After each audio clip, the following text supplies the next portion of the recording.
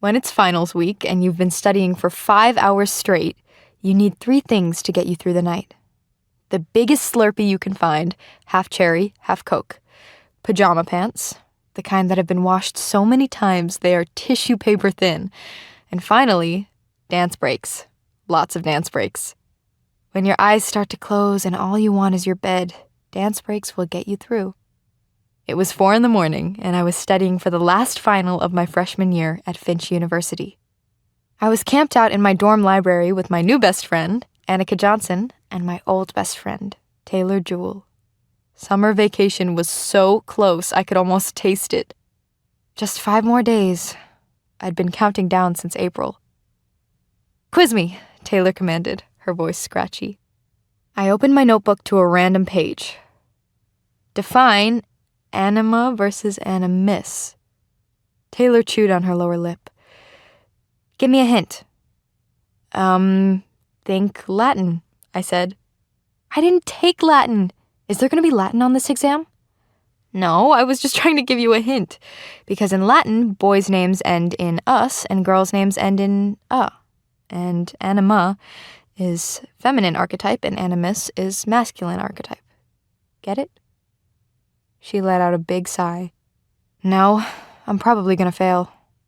Looking up from her notebook, Annika said, "Maybe if you stopped texting and started studying, you wouldn't." Taylor glared at her. "I'm helping my big sister plan our end-of-year breakfast, so I have to be on call tonight." "On call?" Annika looked amused. "Like a doctor?" "Yes, just like a doctor," Taylor snapped. "So will it be pancakes or waffles?" "French toast, thank you very much." The 3 of us were all taking the same freshman psych class, and Taylor's and my exam was tomorrow. Annika's was the day after. Annika was my closest friend at school besides Taylor. Seeing as how Taylor was competitive by nature, it was a friendship that she was more than a little jealous of. Not that she'd ever in a million years admit it. My friendship with Annika was different from my friendship with Taylor. Annika was laid back and easy to be with. She wasn't quick to judge.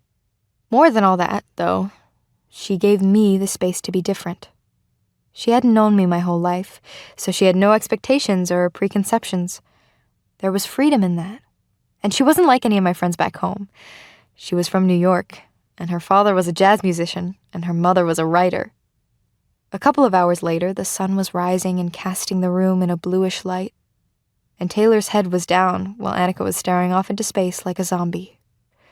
I rolled up 2 paper balls in my lap and threw them at my 2 friends.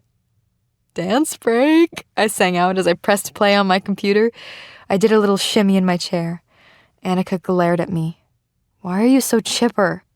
"Because," I said, clapping my hands together, "in just a few hours, it will all be over." My exam wasn't until 1 in the afternoon, so my plan was to go back to my room and sleep for a couple hours, then wake up with time to spare and study some more. I overslept, but I still managed to get another hour of studying in. I didn't have time to go to the dining hall for breakfast, so I just drank a cherry Coke from the vending machine. The test was as hard as we had expected, but I was pretty sure I would get at least a B. Taylor was pretty sure she hadn't failed, which was good. Both of us were too tired to celebrate after, so we just high-fived and went our separate ways.